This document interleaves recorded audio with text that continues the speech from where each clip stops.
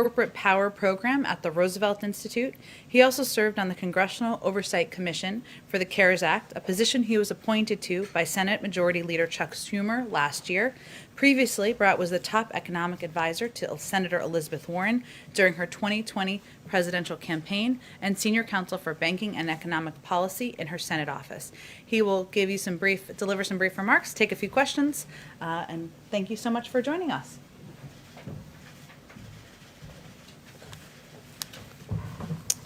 Good afternoon. Earlier today, the president had the chance to visit a couple of small businesses here in town. One is a locally owned hardware store that's been around for 150 years. The other, which leases part of the same space, is an urban farm that was founded just 8 years ago. Like other small businesses across the country, these companies help serve their communities. The hardware store sponsors Little League teams and holds events with the Cub Scouts. The urban farm serves hundreds of local households and supplies food for local farmers markets. Unfortunately, a lot of companies like this, with fewer than 20 employees, were left out of previous rounds of small business relief. Too many mom-and-pop businesses and too many minority-owned businesses were left behind, while larger, well-connected businesses got funds quickly. The president and the vice president have made it a top priority to ensure that this round of small business relief is distributed more equitably, and that the companies that may not have gotten relief before have a real shot at getting relief now. So today we want to share some early results of how this administration is already making good on that commitment. On Monday, February 22nd, the president announced important changes to the Paycheck Protection Program, which is the primary small business relief program that the federal government offers. These changes were intended to ensure that mom-and-pop businesses, minority-owned businesses, businesses in rural areas, and other underserved categories of businesses got the help that they needed. These changes included instituting a 14-day period starting on Wednesday, February 24th, during which only businesses with fewer than 20 employees could apply for relief. The idea behind the exclusivity period was to give lenders time to focus on reaching out to smaller businesses, including businesses that may not have that they may not have worked with before, and to make sure that these smaller mom-and-pop shops had time to get their applications in and approved. And at the same time as the president's announcement, the administration launched a whole-of-government effort to let small business owners and lenders know about this opportunity. The Small Business Administration launched a series of conversations reaching thousands of community leaders through webinars every day. White House officials held calls that ended up reaching thousands of small business owners directly, and the administration partnered with Congress to help members spread the word about the changes and conduct outreach with their constituents. So now we're reaching the end of the 2-week exclusivity period, and the results are pretty striking. When comparing the data from the exclusivity period with the 10 days preceding the exclusivity period, we've seen a significant increase in the number of loans to the smallest firms, to minority-owned and women-owned firms, and to first-time PPP participants. Specifically, we have approved more than 300,000 loans for businesses with fewer than 5 employees, and that's a 15% increase compared to the pre-exclusivity period. We've approved nearly 200,000 loans to first-time PPP borrowers, which represents a 25% increase. There's been a 20% increase in loans to minority-owned businesses, and that translates to an additional 1,000 minority-owned businesses accessing relief every single day of the exclusivity period. There's been a 14% increase in loans approved to women-owned businesses, which translates to an additional 600 women-owned businesses accessing relief every day. And there's been a 12% increase in loans approved to businesses in rural areas. But that's not all.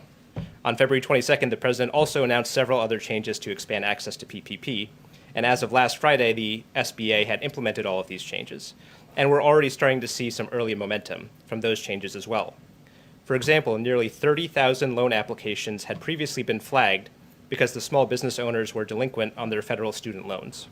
We removed that restriction and can now advance those applications. And tens of thousands of new applications have already come in after we increased the amount of relief available to sole proprietors and the self-employed. So I want to take this opportunity to say to the small business owners out there, there's still plenty of time left in this program. There's still plenty of money available to you. Go to sba.gov, contact your lenders, and see if you qualify for relief. The administration is going to continue to conduct outreach and spread the word about these relief efforts and what's available to small businesses. But of course, our view is that that's not enough. And that's why the American Rescue Plan includes more than $50 billion in additional aid for small businesses. It provides more than $28 billion in grants to support the hard-hit small restaurants through the Restaurant Revitalization Fund, which was a bipartisan proposal in Congress. It provides $15 billion in grants to help the smallest, most severely affected businesses, especially those that serve lower income areas. It provides $10 billion to restore the successful state small business credit initiative, which leverages private dollars to provide working capital to small businesses. And it creates a community navigator program so that small business owners can get help figuring out how to actually get the relief that they're entitled to, even if they don't have a team of lawyers and accountants on call. So with that, I'm happy to take some questions. Okay, go ahead. This is related to something that we're seeing on the Hill. And there is sort of an increasing movement among Senate Democrats to get extended unemployment insurance and stimulus checks added to the next Build Back Better legislation. As you're aware, Senator Durbin has signed on to it. And they argue that this is needed to sort of keep, both of these things are needed to keep people out of poverty. I'm wondering if you agree with that assertion from an economic standpoint and what your thoughts are. Well, number one, the American Rescue Plan has been documented by several independent experts as providing a tremendous amount of relief all by itself to lower income and middle class families between the economic impact payments, the checks, the changes to the child tax credit. There's going to be an enormous infusion of relief for lower income and middle income families. As you know, and as the president has said, this is only step one. Step two is the Build Back Better agenda, and I think we're still trying to think through what the aspects of that program are going to be. We have received the letter from the senators who've talked about potentially including recurring relief payments in it. We're looking at the idea, but we're still thinking through the contours of what's going to be in that next package. Thank you. So earlier today at the events, President Biden said that a lot of PPP money went to people who shouldn't have got it. I was hoping you could elaborate on that. And also, I was wondering if you had any thoughts on concerns about inflation with the new stimulus bill that's about to be passed. Sure. So on the president's statements, I believe he was referring to the fact that in the previous round of PPP in the previous administration, there was documented problems from the Inspector General of the Small Business Administration that tens of thousands of companies that were not eligible for PPP ended up receiving it. In part, that was because the previous administration did not put any checks in place on the front end, in other words, when the application was received, to make sure that these were eligible companies. We've changed that. There's now significant upfront checks to make sure that any application that's submitted meets the criteria for the program. And at the same time that we've instituted those, we still are processing nearly 100% of applications within 48 hours. So we've tried to find the right balance between making sure that folks who are not eligible don't get the relief, but the folks who are eligible get it as quickly as possible. And we think that's a significant change from the previous administration. On inflation, it's something that, as the president has said, as Secretary Yellen has said, we are monitoring carefully. Our belief has been from the beginning that the risk of doing too little to help American families outweighed the risk of doing too much. That said, we will always be carefully monitoring inflation, and we will continue to do so going forward. Thank you. Given the president's on the verge of signing the relief bill, we're seeing vaccines rolling out at a quicker pace. Could you give us just a broad sense of where you think we will be with the economy at the end of this year? Secretary Yellen has addressed employment for 2022, but what about the forecast for right now, the end of the year, I should say? Moody's, which is an independent Wall Street firm, projected that the American Rescue Plan would bring back roughly 7 million additional jobs by the end of the year. We think that that's a pretty reasonable forecast. There are, as we said, there's a significant amount of relief that is going out to lower income, middle income families through this bill. As you said, the vaccine rollout is accelerating. Obviously, that in many ways is the key to accelerating the economic recovery. So we're optimistic about that, and there's good, credible, independent experts that suggest that we will be making a big step towards getting these 10 million jobs that were short back by the end of the year. Amr? Low interest rates have made it possible to finance many of these initiatives. How much debt is too much debt? Well, look, I think the way to look at it is not in terms of necessarily the sheer amount of debt, but what are the payments that you have to make on the debt. And then that's why the interest rates are relevant to this. we are in an extended period of historically low interest rates, and not to get too wonky, but there are some structural factors that would suggest that interest rates are going to remain permanently, there's pressure keeping them down over the long term. We are carefully monitoring this. The president has made clear that being fiscally responsible is a priority of his. He's also made clear that right now, one of the best things that we can do is deficit finance these investments, because that's what gets the economy moving more quickly, and in the long term, growth helps bring down the debt and deficit levels as well. Okay, last one to Bloomberg. I promise he'll come back. We promise we'd let him go soon. Thank you. As the administration considers what elements are going into the Build Back Better plan, some economists have written the White House to ask that a path to citizenship for some undocumented immigrants, including essential workers, be included in that. So can you describe the White House's current thinking on whether to include that provision in the plan? That is a priority of the president's. I think we have not made a decision yet on whether to include or not include that. Honestly, in the short term, we are focused on trying to get the American Rescue Plan into law, and then going out and telling the American people what was in the American Rescue Plan and how it's helping them. We will continue to work on putting together the next step of this, the recovery part of this that the president has previewed, but we're not quite there yet. Thank you so much. Thank you. For joining Thanks, us, everyone. and we'll look forward to having you back in the future. Nope. Okay.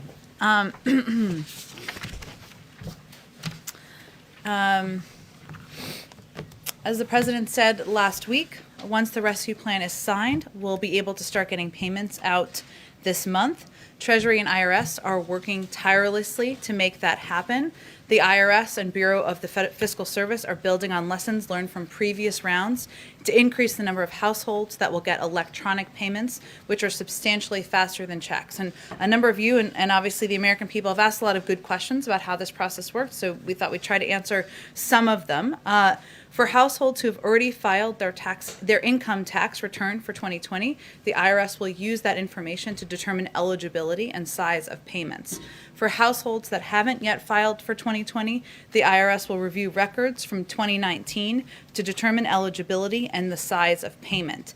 That includes those who use the non-filer portal for previous rounds of payments, which is a question I think somebody asked sort of about yesterday. For tax returns with direct deposit or bank account information, the IRS will be able to send money electronically. And for those households for which Treasury cannot determine a bank account, paper checks or debit cards will be sent. Of course, we're not taking anything for granted. We're pushing through the finish line here, but you all have asked some really good questions about the implementation that we wanted to get ahead of. So here's what this all means for a typical family of four. With parents making under $150,000 a year combined, and with kids in school age 8 and 5, because of the President's Rescue Plan, that family of four will soon be getting $5,600 in direct payments. And because of the expanded child tax credit, they'll get $2,600 in addition to that. So that's $8,200 more in the pockets of this family as they try to weather this storm, on top of additional money in this bill to reopen schools safely, get shots in arms, and help those who've lost their jobs through no fault of their own. Another scheduling announcement for all of you. On Friday morning, President Biden will meet virtually with his counterparts in the Quad. Prime Minister Suga of Japan, Prime Minister Modi of India, and Prime Minister Morrison of Australia. Formed in the aftermath of the 2004 tsunami and formalized in 2007, the Quad has met regularly at the working and foreign minister level. However, Friday will be the first time that the Quad is meeting at the leader level. That President Biden has made this one of his earliest multilateral engagements speaks to the importance we place on close cooperation with our allies and partners in the Indo-Pacific. A range of issues, of course, will be discussed. We expect to be discussed, I should say, facing the global community, from the threat of COVID to economic cooperation, and of course, to the climate crisis. Earlier today, final piece here, our COVID coordinator, Jeff Zients, had a weekly call with governors from across the country. He announced Pfizer and Moderna supply will again increase to 15.8 million doses going out to states, tribes, and territories, along with 2.7 million first doses going to pharmacies. He also highlighted the progress we've made as a nation on vaccinations. On January 20th, there was a 7-day average of 890,000 shots per day. Today, we were averaging 2.17 million shots per day. So that's obviously a significant increase. Finally, of course, reiterated our commitment to working and collaborating with governors from both parties and encouraged continued focus on masking, social distancing, while our vaccination program continues to ramp up. Why don't you kick us off? Thanks. Question on with the influx of young people and just migrants in general to the southern border, is there any sense, and I asked this question with obviously you're only 2 months into the administration, but early on you and Secretary Mayorkas very much stressed humanity and trying to move away from the last administration. Does the message need to be tweaked at all? Do you need to say that it's not just about humanity, that also you might not get in, or you probably aren't going to be able to stay?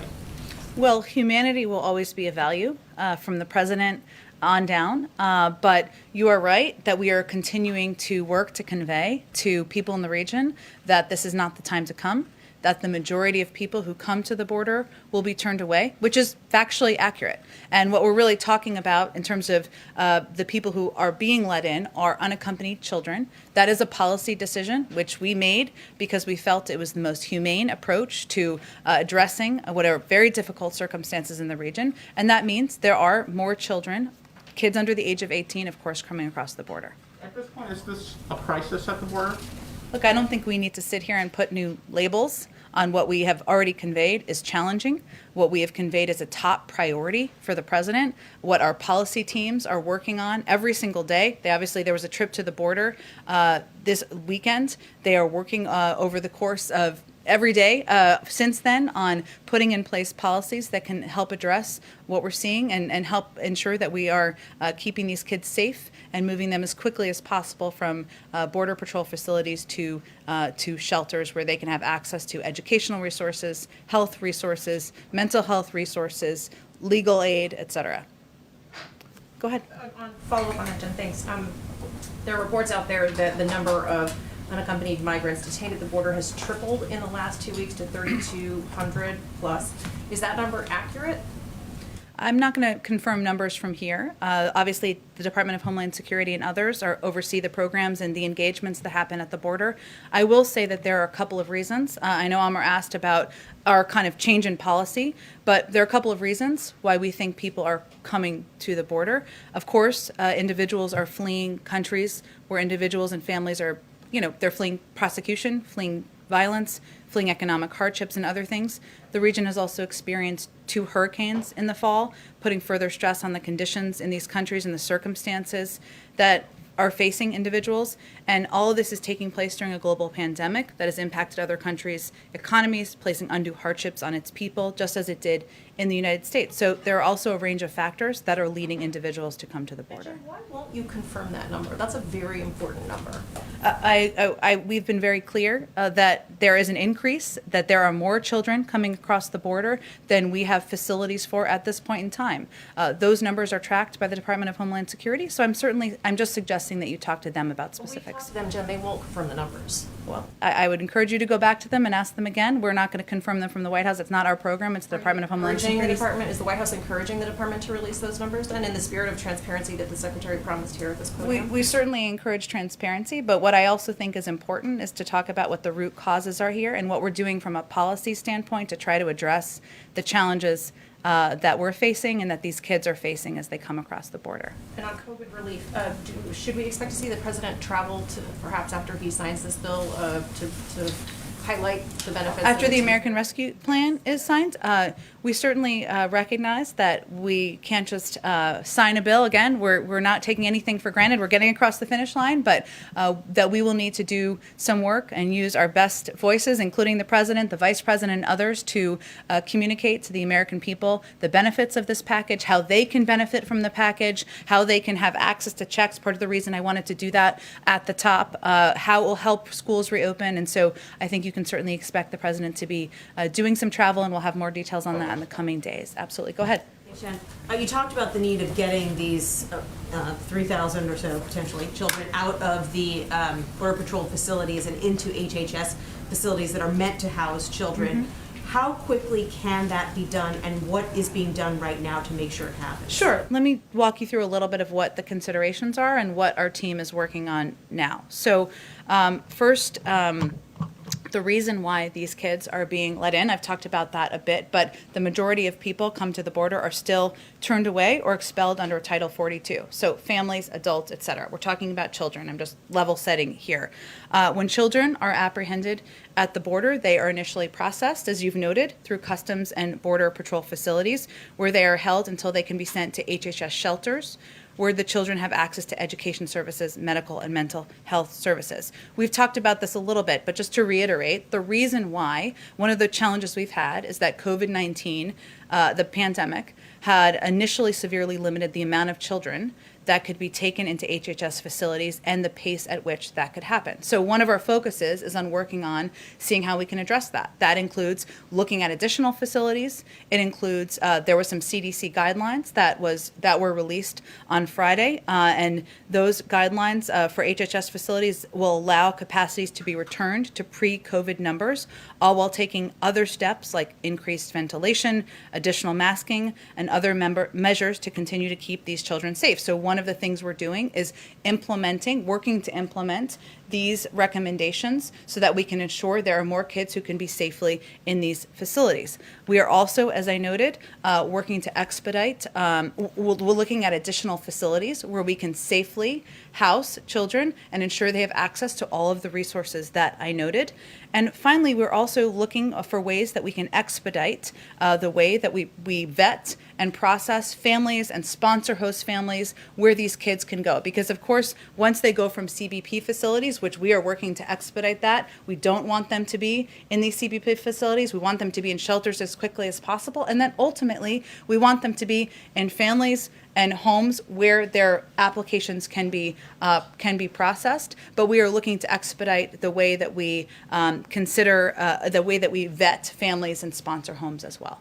And last week, you weren't ready to confirm that new facilities might be brought online, including perhaps Fort Lee in Virginia or Homestead, Florida. Can you give us any new details about how many new facilities might be repurposed and how quickly? It's a good question. I don't have anything to confirm for you in terms of new facilities. We are looking at facilities, a lot of considerations underway, and certainly part of the reason is we want to have more kids able to transfer from CBP facilities to HHS facilities. So the CDC guidelines helped us ensure there are more kids able to have safely in a lot of these facilities, but also we're looking at facilities, but no decisions have been made at this point. And finally, can you tell us anything about any diplomatic efforts that are taking place between the Biden administration and these Central American countries to find ways to deter some of these children from coming to the border? It's a great question, and it's a key part of our strategy. I've actually asked Roberta Jacobson if she could come join us in the briefing room, so we hope to do that sooner rather than later, because those are great questions that I think she would be an excellent person to address.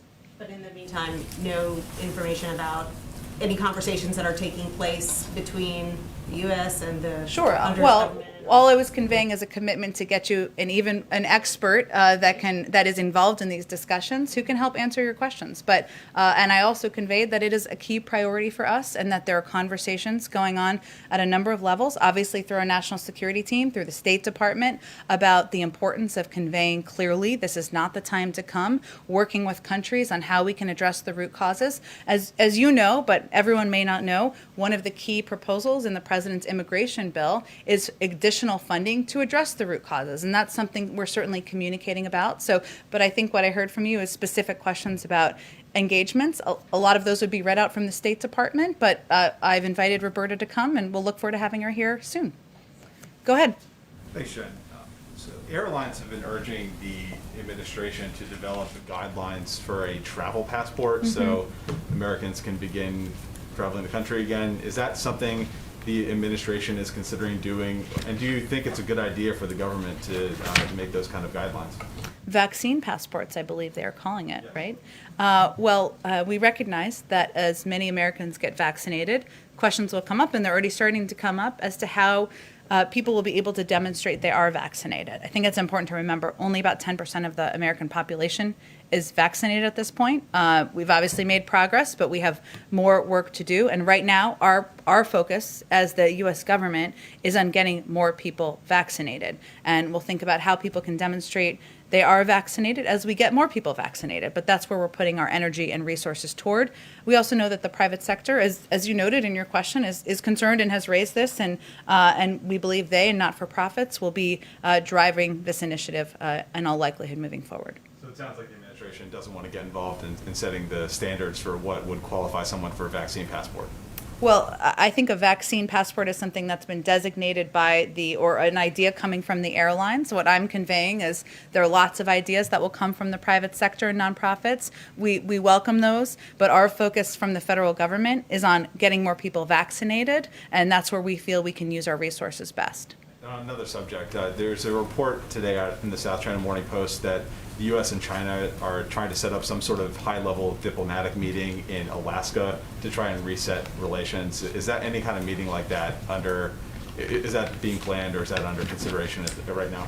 I have heard or seen those reports. I don't have anything to report out to you. Obviously, the president spoke with President Xi back February 10th, and we will look forward to seeking opportunities for engagement, but we don't have any details finalized or confirmed at this point. And then lastly, is there any further updates on when The website? the president... Are you going to ask me about the website? Not the website. Not Okay, today. you can. I was ready. I'll save that one for next week. Okay. But for possibly next week, is the president chosen a date yet, or working with Congress on a joint address to Congress? And what's that going to look like as far as being virtual or in person? I don't have any update on that for you, and certainly as soon as we have a date confirmed, we are looking forward to doing a joint address. We're working through that with Congress.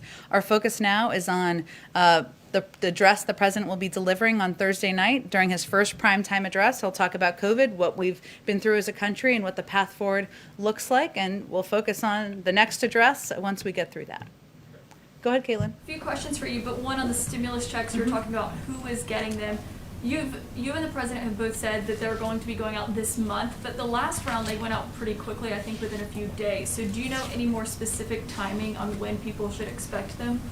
It's something our Treasury team is working on and working to expedite, of course, and that's a priority to the president. One of the steps they're taking is working to ensure more people can get them electronically, because that, of course, speeds it up. So let me actually just give you, because I have a little bit more detail here, Caitlin, in terms of how it will work. So the first batch of payments will go to all taxpayers who provided direct deposit in their 2019 or 2020 returns, followed by taxpayers who didn't provide that information but for whom the IRS has payment information from other programs. And of course, as the president said, once the bill is passed, we'll be able to start getting these payments out this month. But in terms of more specifics, we're waiting for them to get all their systems in place, and then we'll hope to have an update. And any update on whether or not he wants his signature on there like former President Trump demanded? Well, we are doing everything in our power to expedite the payments and not delay them, which is why the president's name will not appear on the memo line of this round of stimulus checks. The checks will be signed by a career official at the Bureau of Fiscal Service. This is not about him. This is about the American people getting relief, almost 160 million of them. So he did not want his name to appear on the checks?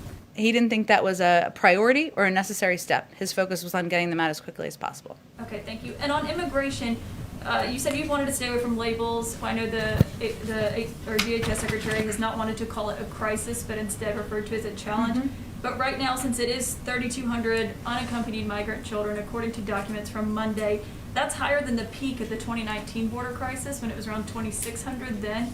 And at that period, there were kids sleeping on floors. They were overcrowded facilities. So when his delegation traveled there, did they see that, people sleeping on floors and overcrowded facilities? Well, first, one of the reasons is because we have a different policy than the last administration. We're not turning kids away at the border, unaccompanied children. We're also, of course, not ripping them from the arms of their parents. And so we know, and we know there is going to be an increased number of kids coming across the border. There are several steps, as we've talked about a little bit, that we're working to address that. The team, of course, we put out a readout of their meeting. They are going to do a meeting, of course, and give the president a full rundown of what they saw on the ground, a trip that he asked them to take, and I'll let them do that before we have more specifics. And we, of course, are committed to ensuring there's transparency and access for cameras to the facility as well. So do we have a timeline on that, on when reporters will actually be able to go in and see? Because that was what was so helpful last time, Yeah. showing people what it looked like inside there. So is that going to happen within the next week, or is it going to be pushed further down the road than that? When can cameras actually get inside those facilities? We're committed to doing that. I don't have a timeline for you at this point in time. We want to do it with respect for the privacy of the people staying there, people who are being housed there, but also abiding by COVID protocols. And so we're working through some of those steps. Okay, my last question is, did President Biden agree that the travel restrictions should not be changed for people who are fully vaccinated, like the CDC said The CDC yesterday? guidelines, that was a determination made by the CDC. It wasn't driven by or directed by the White House. And as Dr. Walensky has said, it's just a first step. And as more people are vaccinated, they'll look at ways to ease additional restrictions. But there were some reasons, as she outlined, that travel was not a part of this, according to what the health and medical experts who are working at the CDC determined, which includes the impact of travel. 10% of the population is vaccinated, 90% is not. It still remains, of course, it still is a concern. There's still a concerning impact of travel on people who are not vaccinated, and also because we are still tracking and looking at the impact of variants. So they will look at all these factors. This again was just a first step on guidelines, as she has said, and I'm sure they'll look at a range of factors as they've committed to as more people in the country are vaccinated. Go ahead. Thanks, Jen. A couple questions. To follow up on the border, why has this administration been so reluctant to call it a crisis with a huge uptick in the number of migrants being detained, including thousands of children? If that doesn't qualify as a crisis, what does?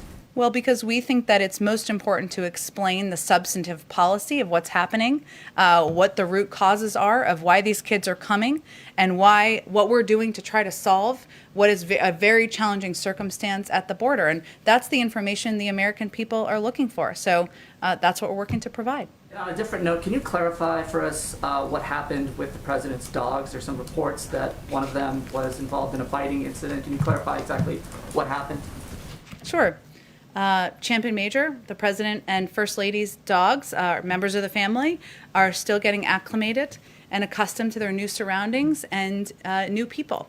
And on Monday, the first family's younger dog, Major, was surprised by an unfamiliar person and reacted in a way that resulted in a minor injury to the individual, which was handled by the White House Medical Unit with no further treatment needed.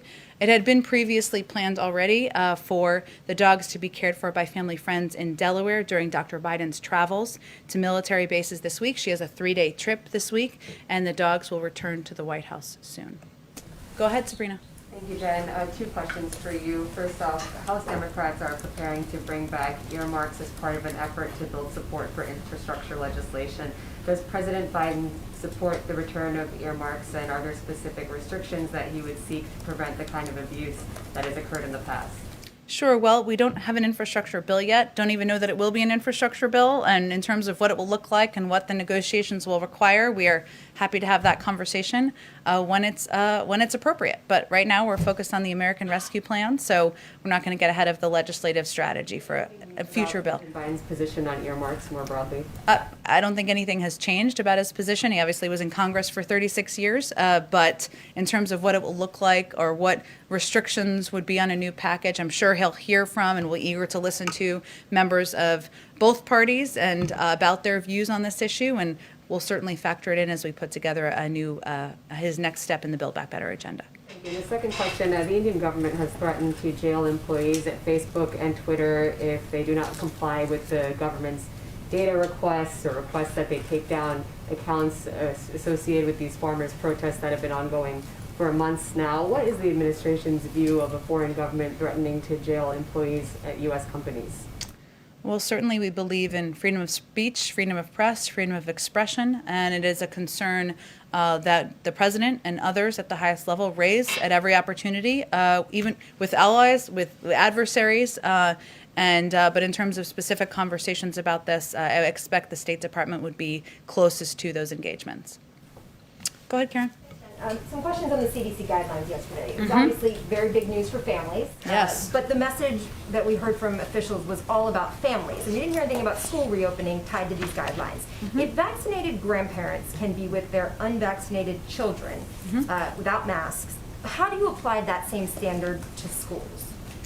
Well, these guidelines were, I don't want to get over my skis here as I am not a doctor, but these guidelines were very specific to what recommendations made for people's homes, right? So, Karen, you and your husband and your kids can, engage with and have dinner with your neighbors when everybody's vaccinated. That is certainly a positive step forward for many, many, many Americans.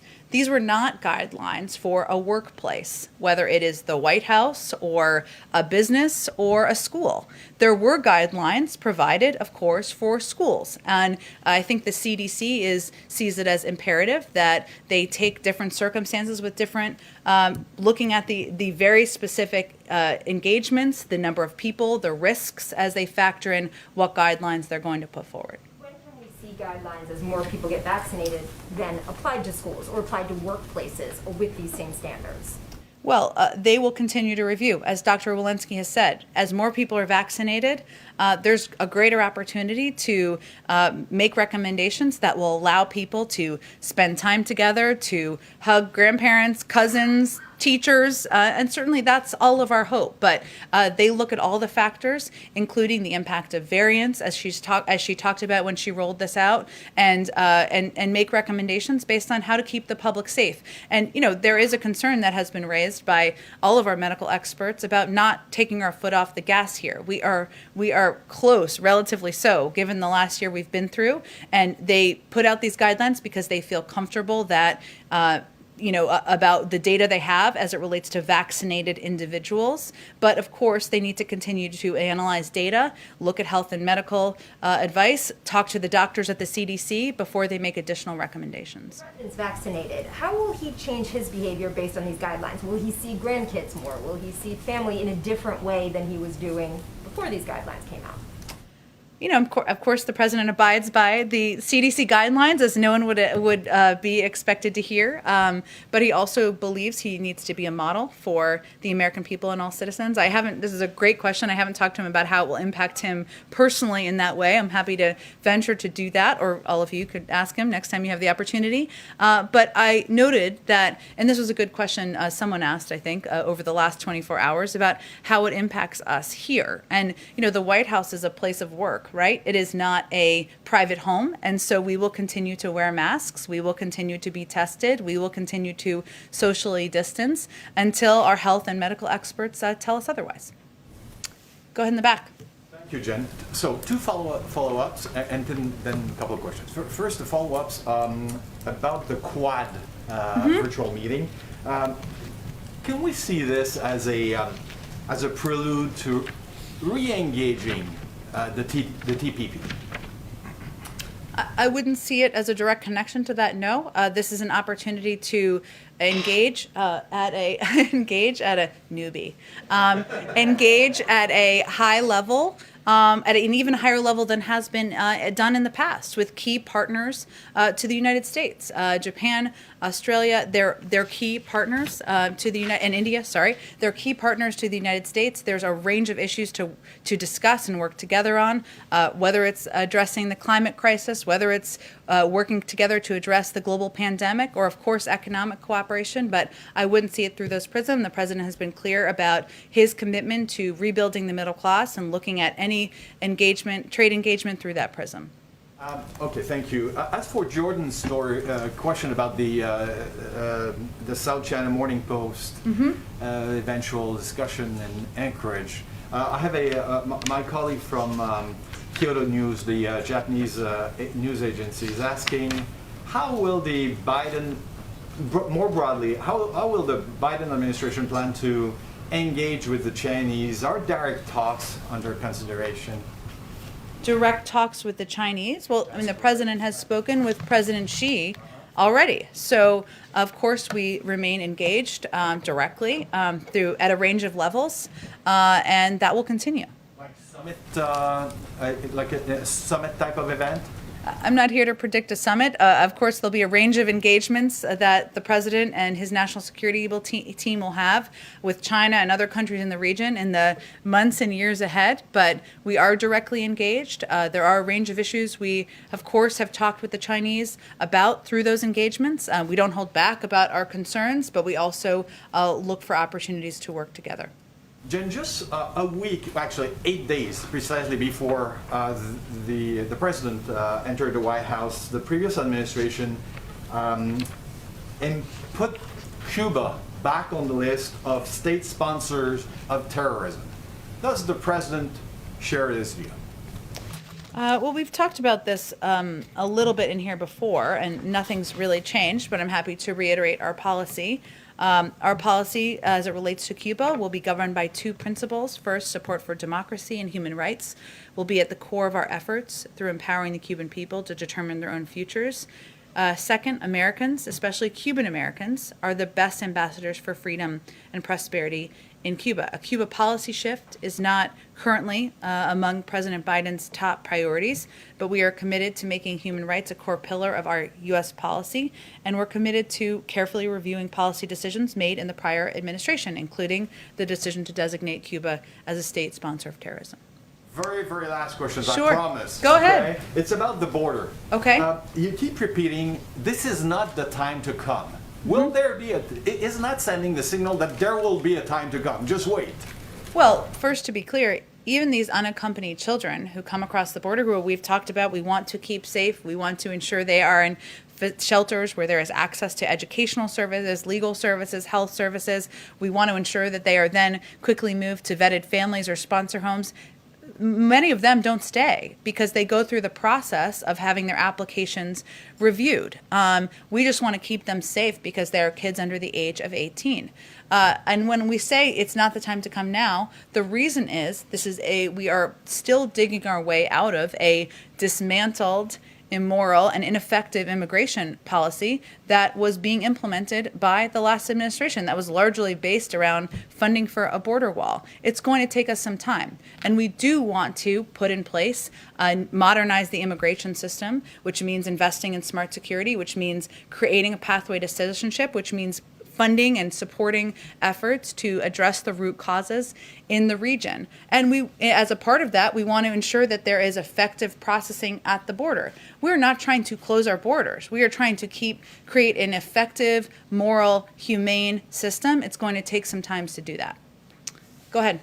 Thank you, Jen. I'd like to ask about three things, if that's okay. The dogs, immigration, and then Governor Cuomo. Another dogs question. Okay, go I'd like ahead. to follow, just a quick clarification Sure. on the dogs. Okay. Can you confirm that it was a Secret Service member who was bitten, and can you also reassure the public that Major Biden will not be euthanized as a result of this? Well, certainly Major Biden is a member of the family, so I can assure you that. I don't have any more details on the individual. I would encourage you to ask the Secret Service, but I'm not going to have any more details other than that. Then on immigration, you've said repeatedly now is not the time to come, but you've also noted there's a distinction for unaccompanied minors that they'll be allowed in. I want to revisit something the Secretary Mayorkas said last week. He said that, quote, loving parents, end quote, were sending 9-year-old children alone. Of course, there's frequently physical and sexual abuse for migrants in transit and also in U.S. custody. So I was hoping to drill down on the messaging there. Do you think it's important to send the message to children, unaccompanied children, that now is not the time to come, and to their parents that it's not a, quote, loving act to send them? I think it's imperative that we send the message that this is a dangerous journey. Children don't make it. They experience very difficult circumstances on the journey. Now, the circumstances in a lot of these countries is such that the parents feel that taking that risk is better than the circumstances they're living through. But we are very clear about this message in the region, that this is not the time to come, that this is a dangerous journey, that we, of course, are focused on modernizing our immigration system and making it a system that can better process people at the border, make it more humane. We are going to abide by our laws and continue to implement those laws, but I can assure you that message is being sent clearly in the region. So now is not the time to come for children as well. Correct. Okay, and for the Governor Cuomo question, you've been asked this many times about his the sexual harassment allegations against him. And I just wanted to confirm that you have spoken with both President Biden and Vice President Harris about the allegations. Yes, and I've reiterated on their behalf that they believe all women should be heard, that they should be treated with respect. There's an independent investigation, as all of you know, that is being led by the Attorney General, who named, I believe, some individual lawyers who will be in charge of that today, if I'm reading reports correctly. And certainly they respect that and believe that should move forward. Will either of them be speaking themselves about these allegations? I don't have anything to predict for you on that front. I'm here to speak on their behalf, so that's what I venture to do on a daily basis. Go ahead. Before I start my actual questions, we heard a lot about dogs. We were promised a White House cat. What happened to that? Where is the cat? Today's a good day for the cat. I don't have any update on the cat. We know the cat will break the internet, but I don't have any update on its status. Okay. And has the president now ruled out nominating Shalanda Young for OMB director? Is she deputy for keeps? And you said Neera Tanden would have a job in the administration. Where are we on that? Well, Neera only pulled herself out of consideration 6 days ago, if I'm doing my math. 7 days ago, sorry, if I'm doing my math correctly here. The president is committed to her serving in a role in the administration because he values her perspective and her experience. In terms of Shalanda Young, no, we have not made it. The president has not made a decision about who he will nominate. He thinks so highly of her that he nominated her to serve as deputy director of OMB, which is an enormous job in the administration. And once she's confirmed, she will serve as acting director of OMB, but I don't have any updates on the timeline or decision making for the nominee.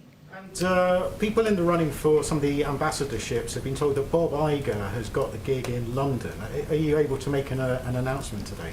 Well, they would be incorrect, given the president hasn't made any decisions about any ambassadorial roles. Go ahead. On climate, John Kerry is on his first overseas trip in Brussels right now. What is President Biden hoping he's going to accomplish there? Well, the president asked John, former Secretary of State, my former boss, to serve in this role because he knows about he's very familiar with his personal commitment to addressing the climate crisis, not just domestically, but of course internationally, which is the role that former Secretary Kerry is playing. This is an opportunity for him to engage directly, now that we've officially rejoined the Paris Climate Agreement, to have discussions with counterparts, with officials that the former Secretary knows well from his experience as Secretary of State and working on these issues for many decades. And I'm sure that he will be reporting back to the president when he returns. And Kerry mentioned in his remarks that he wants to raise the ambition of the initial Paris Agreement. How much more ambitious than that agreement is the administration willing to go? And is there a timeline for when you guys are going to announce the 2030 emissions targets? It's a great question. I think we'll wait for the Secretary to return from his trip, and I'm sure he'll have a conversation with, of course, both Gina McCarthy, the President, the Vice President, and others about what his recommendations are and what there's an appetite for out there in the global community, but I don't have any predictions for you at this point in time. Great. Go ahead in the back. Hey, Jen. Joe Cleo with News Nation. Yes. Hi. First time here, right? Yes, Welcome. yes. I'm a newbie as well. Good. There you go. So on the American Rescue Plan, there are two far-reaching measures. I think the child tax credit, which you've mentioned, and the Affordable Care Act subsidies that are both now temporary measures. There are some calls on the Hill to make them more permanent. Is President Biden interested in working with Congress to make them more permanent? And if you could please address some of the criticism that those two measures specifically have been getting, that they are not in any way related to COVID relief or stimulus directly.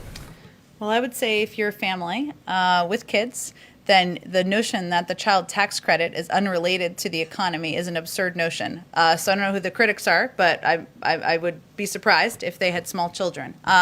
I would say the president had talked about making the child tax credit permanent during the campaign. He certainly is open to continuing to look for avenues to do exactly that. He believes that benefits like the $3,000 child tax credit that is included in this package are benefits that help address what he and the vice president feel is a crisis, which is the large number of women who are leaving the workforce and have left the workforce since the pandemic started. So he will certainly continue to look for avenues on that. What was the other piece? I'm sorry, you asked about the other one?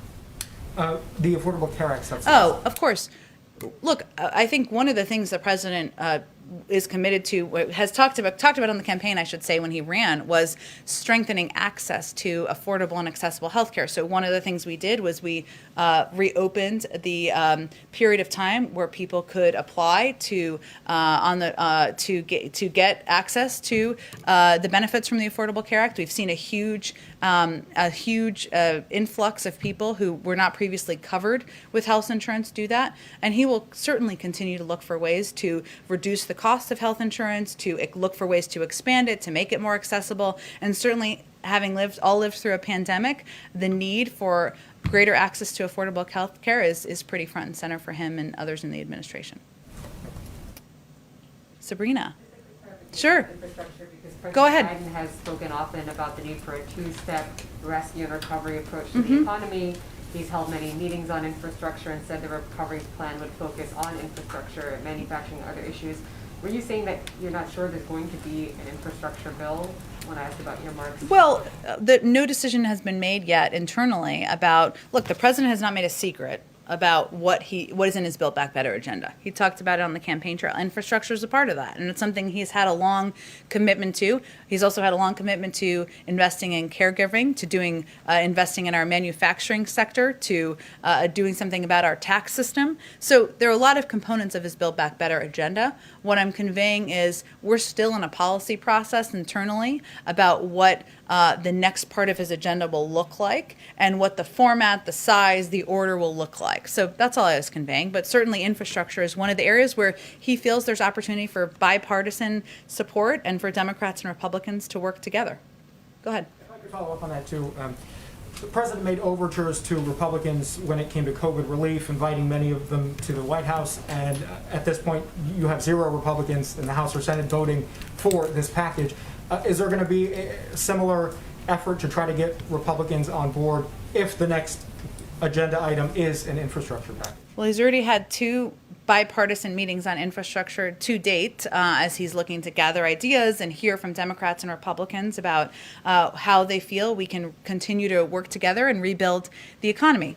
I would say that while we don't expect or did not receive, I should say, to date, Republican votes for the American Rescue Plan, the Republicans in D.C. living in the zip code seem to be outliers in the country, given the majority of people in the country, the majority of Republicans support this package. So maybe it's a moment of self-reflection, but the president will continue to leave the door open to work with Republicans on his agenda moving forward. Go ahead. Another process question on Build Back Better. Okay. Which is, I know it's early days, but is the White House committed to getting bipartisan support for an infrastructure package, or would you rule out at this stage of moving that through reconciliation like you guys did the American Rescue Plan? Well, the president's preference is certainly to work together in a bipartisan manner. That's part of why he's had 2 bipartisan meetings on infrastructure in the Oval Office. But we haven't made a determination about what's next in his agenda, and certainly we're not going to take that off the table in terms of paths forward that Congress may choose. Go ahead. Is there enough money to deal with the surge of kids at the border, and has there been any discussions of invoking emergency declaration? You mean in terms of opening additional facilities? Right. It's a good question. I'm happy to talk to our immigration team and see if that's part of the structural issue. It may, as I understand it, part of the issue is finding appropriate facilities in determining what process steps can be taken to expedite the processing. But I'm happy to talk to them about that and get an answer back to you. Go ahead. In the infrastructure bill package, there was a bipartisan push last year to knock down the payment of the top paid federal employee, the CEO of the Tennessee Valley Authority, who reportedly earned $15 million last year in compensation. There are Democrats in Congress who support this. The former president supported this. Some conservatives do. Does the Biden administration believe that an infrastructure bill should slash this $15 million compensation for a federal I employee? appreciate the opportunity. The president believes everyone should pay their fair share, but we don't have a bill that actually exists, so we're not going to talk about what components would be a part of it or not at this point in time. Go ahead. Well, at the risk of asking you what is one of the components in this hypothetical bill, a question from somebody who can't be here today, Andrew Feinberg. President Biden has repeatedly spoken of both the need to upgrade the nation's transport infrastructure and his desire for the US to become a leader in zero-emission vehicles. So since the Federal Highway Trust Fund is funded by taxes on gas and diesel fuel, which obviously wouldn't be collected from zero-emission vehicles, does that mean the president will insist that any infrastructure bill will include a new funding source for it? I just am not going to get ahead of a bill that has not been designed, formalized, finalized, packaged in terms of size, scope, or timeline at this point in time. Oh. Okay, thank you everyone. Have a great afternoon.